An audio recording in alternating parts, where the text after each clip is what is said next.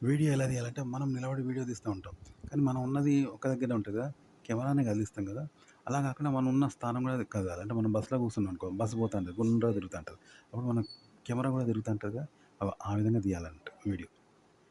ఒక ఆర్టికల్‌ని ఎలా చెప్పాలంటే ఇప్పుడు మనం 'ప్రేమే నేరమౌన' ఉంటది కథ. దాని గురించి ఎలా చెప్పాలి అంటే ఒక టీవీ సీరియల్ గురించి ఎట్లా చెప్తాం. అంటే ఇప్పుడు ఒక అన్బాక్సింగ్ చేస్తారు చూసినావా కెమెరాని గానీ టీవీలో, యూట్యూబ్‌లో కెమెరాని గానీ, ఫోన్‌ని గానీ చేసి దీనిలో ఫీచర్స్ బాగున్నాయి, ఇవి బాలేవు ఇవి అని చెప్తారు చూడు. ఆ విధంగా ఒక విషయం జరిగినప్పుడు ఆడోళ్ళు అనుకుంటారు కదా! పిల్లని పడేసిందనుకో తల్లి పెంట మీద పడితే తల్లేనా తల్లి జాతికే కళంకం, స్త్రీ జాతికే కళంకం అని ఆడున్న ఆడోళ్ళు తిడుతుంటారు. ఆ విధంగా మీ అభిప్రాయాన్ని చెప్పాలన్నట్టు. ఓకే. ఆ ఆర్టికల్ చదివి 'ప్రేమే నేరమౌన' ఇది ఉంటది కదా! దాన్ని చదివి దాన్ని చెప్పకుండా దాని మీద మీకు కలిగే అభిప్రాయాన్ని పూర్తిగా చెప్పాలి. మీ అభిప్రాయాన్ని అలా. రామలక్ష్మణులు సీతను అన్వేషించడానికి పోయారు.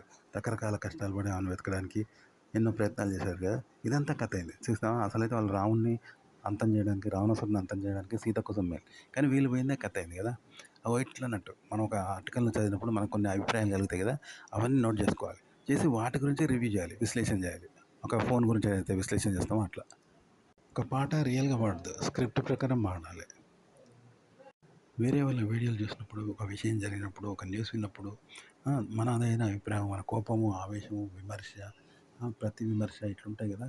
లేదా ఆనందం, సంతోషం, హర్షం వ్యక్తం చేయడము, వ్యతిరేకించడము, కోపం చేయడం ఇన్ని ఉంటాయి కదా! అదంతా మనం చేస్తాం చూసినావా? ఇదంతా ఫాంటసీ లాంటిదే. ఆ! అంటే ఈ ఫాంటసీ అనేది కాదు మనం చేసే ఫాంటసీ మామూలుగా ప్రతి మనిషి చేసుకునేది నిరాధారమైన ఫాంటసీ. ఇది ఒక ఆర్టికల్ చదివి చేస్తున్నాం. కాబట్టి ఆధారమైన ఫాంటసీ. అంటే ఒక విషయం గురించి మనం స్పందిస్తున్నాం. ఇలా మీరు పూర్తిగా స్పందించండి. ఎక్కువసేపు స్పందించి, అది ఒరిజినల్‌గా స్పందించి, ఆ స్పందన గురించి మీరు మళ్ళీ ఆర్టికల్ ఎట్లయితే చదివారో ఆ! టీవీ న్యూస్ ఎట్లయితే చదువుతారో, ఆ విధంగా స్క్రిప్ట్ రాసి, ఆ స్క్రిప్ట్ ప్రకారం చెప్పండి. ఆ స్క్రిప్ట్‌ను మాట్లాడండి జనం ముందు.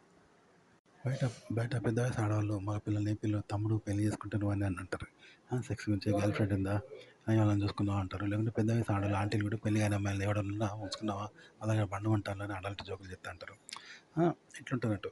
ఇప్పుడు సెక్స్ సినిమాలుంటాయి. ఇవన్నీ కూడా ఇలాంటియే అన్నట్టు. ఒక మనిషి యొక్క ఫాంటసీ అనమాట. దాన్ని ఆ ఫాంటసీ చేసి దాన్ని స్క్రిప్ట్ ప్రకారం సినిమా చూస్తారు. స్క్రిప్ట్ సినిమా అయితదన్నట్టు. మీరు ఇట్లనే ఒక బూతు, సెక్స్ ఇంట్రెస్ట్ ఉంటది అందరికి. దాని గురించి మాట్లాడి, ఆలోచించి ఇదంతా ఫాంటసీయే. అది ఎక్కడైనా. వీటిని మళ్ళీ స్క్రిప్ట్ లాగా తయారు చేసి చెప్తే వింటారంట జనం.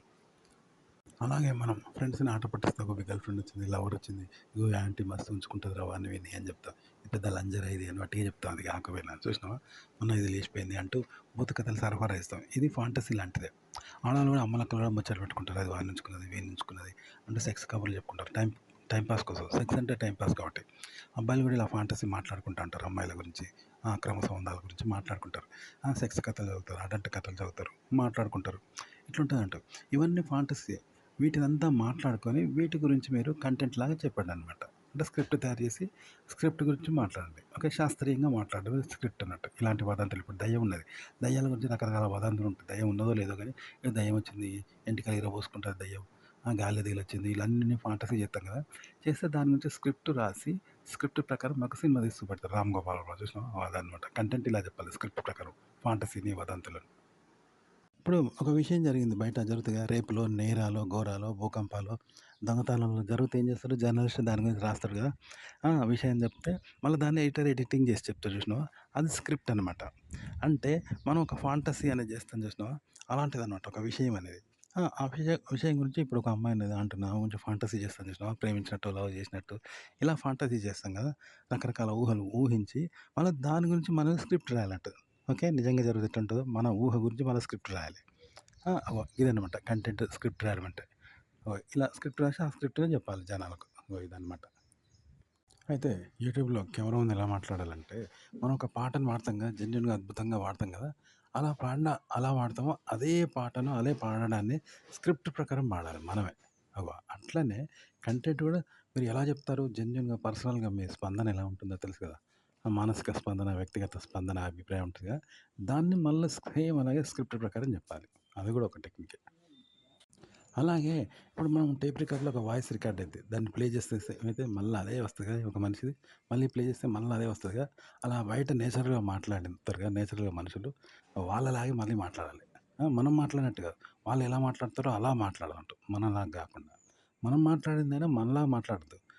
మనం ఎలా మాట్లాడతామో అలా మళ్ళీ మాట్లాడాలి. అంటే స్క్రిప్ట్ ప్రకారం మాట్లాడాలి. అవతలోళ్ళదైనా మనదైనా వాయిస్ ఇట్లా కూడా బావుంటది. బ్యాక్‌గ్రౌండ్ వాయిస్ అయినా, కెమెరా ముందైనా.